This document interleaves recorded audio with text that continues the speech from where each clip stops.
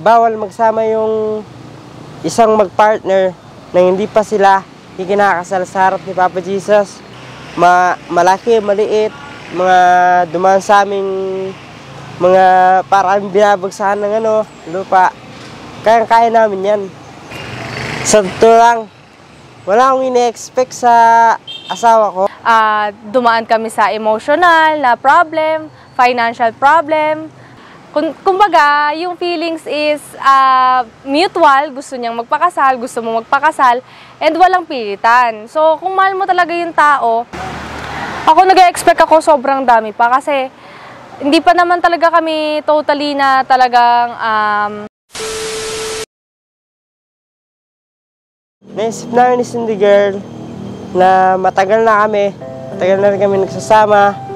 So, syempre alam naman natin yun na sa ating mga Katoliko na syempre bawal magsama yung isang magpartner na hindi pa sila ikinakasal sa harap ni Papa Jesus. So, syempre, naisip namin hindi para hindi kami magkasala, para hindi na umaba yung pagkakasala namin. Gagawin namin, magpakasal na lang kami para sagrado na yung namin pagsasama. Syempre, hindi natin hawak yung mundo. So, hindi natin alam kung ano mangyayari bukas, kung ano mangyayari mamaya, kung ano mangyayari sa susunod na araw. So, syempre, ang ina-expect ko lang naman sa amin dalawa ni Cindy Girl is maging maganda yung pagsasama namin ni Cindy hanggang sa ikasal kami, hanggang pagtaas namin ikasal. And syempre, ina-expect ko din magandang buhay at syempre, magkaroon ng masayang pamilya at magandang pamilya.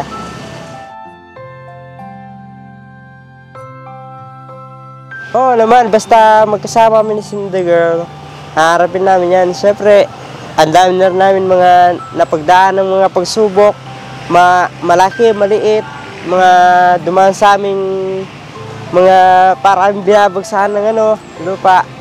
Kaya namin yan.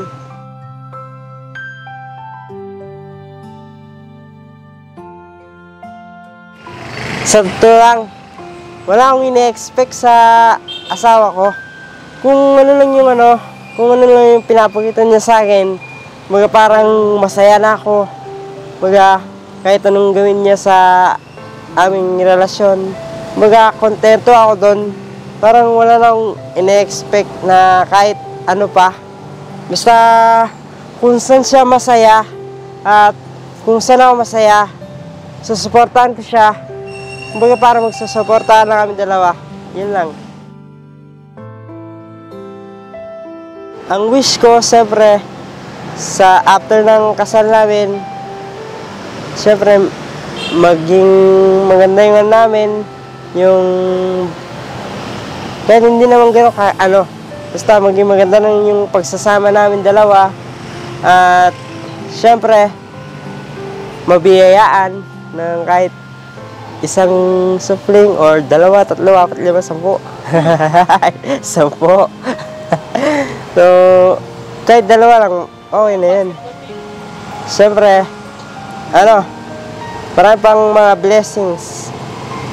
Yun lang yung wish ko. And hindi kami magkasakit 2.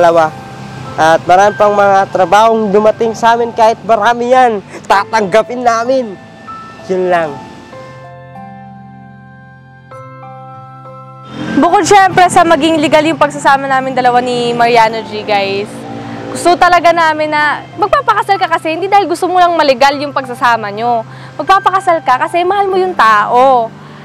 Kumbaga, yung feelings is mutual, gusto niyang magpakasal, gusto mo magpakasal, and walang pilitan. So, kung mahal mo talaga yung tao, at ready ka na makasama siya sa habang buhay na tatahakin nyo, di ba? Why not na magpakasal kayo? Ganun lang naman yun. Kung mahal mo yung tao, ipakasalan mo. Successful, hindi ko pa masasabing successful kami. Maaaring dumaan kami sa emotional na problem, financial problem. financial stability, kung ano-anong problem pa na pwede naming pagdaanan sa buhay namin. And ang ine-expect ko talaga is daraan kami sa mabigat, daraan kami sa magaang, depende sa kung paano namin i-handle yung problema namin at magiging, ang mapapromise ko lang talaga kay Mariano G, magiging matatag ako sa lahat ng mga problema na pwedeng dumaan sa amin at haharapin namin yon na magkasama kami. Kahit gaano pa kalaki, kahit gaano pa kabigat yung problema na dadating sa amin dalawa.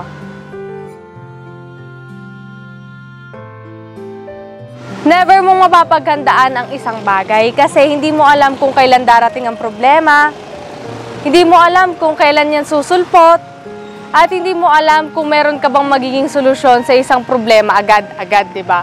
So, ang maganda kong magagawa talaga is kung hindi man namin mapaghandaan yung problema na darating sa amin, ang mapapangako ko is sabay naming harapin. Siyempre, tatatagan namin yung loob namin, tatatagan ko yung loob ko. Kasi yun naman talaga dapat yung gawin, is maging matatag, maging malakas, at huwag kalimutan si Papa Jesus sa lahat ng pagsubok na pwedeng dumaan sa amin. Lagi talaga siya yung unang naming kakausapin, tatawagin, at wala kaming hindi malalagpasan kasi alam naming nasa tabi namin siya, nasa likod namin siya, inaalalayan kami.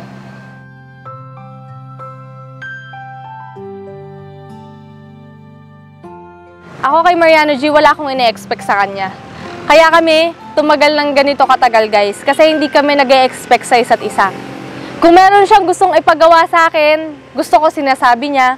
Kung meron akong gustong ipagawa sa kanya, sinasabi ko. Ayoko nung nagkakapaan kami na, ay, porkit ine-expect mo to sa kanya. O, for example, bigyan ko kayo scenario, guys. O, ako, nag-e-expect ako kay Mariano G. Tapos, hindi niya ginawa. Ang magiging resulta nun is disappointment. Kaya kung may gusto kang gawin ng partner mo o may gusto kang mangyari sa inyong dalawa, better is makipag-communicate ka. Huwag kayong magkapaan, huwag kang mag-expect. Ang key sa long-term relationship is huwag kang mag-expect. Ako, ang wish ko lang talaga, before and after married, isa lang talaga. Maayos sa pagsasama namin dalawa ni Mariano G, and may raos talaga namin ng maayos yung kasal. Kasi alam niyo naman, guys, kung gaano kabigat and kamahal magpakasal nowadays. Excuse, hindi kaya ko. So, ang iniisip ko lang talaga is maraos namin lahat ng mga gastusin sa kasal namin, at mabayaran namin lahat ng dapat namin bayaran, maasikaso namin lahat ng dapat naming maasikaso. Yun lang. Ano pa bang kailangan ko patunayan sa'yo, sinta? Pero naiintindihan ko naman, iniiwasan mo lang masaktan. Di ka madedehado kung sasagutin mo lang ako. Paninindigan kita, oo, mamahalin kitang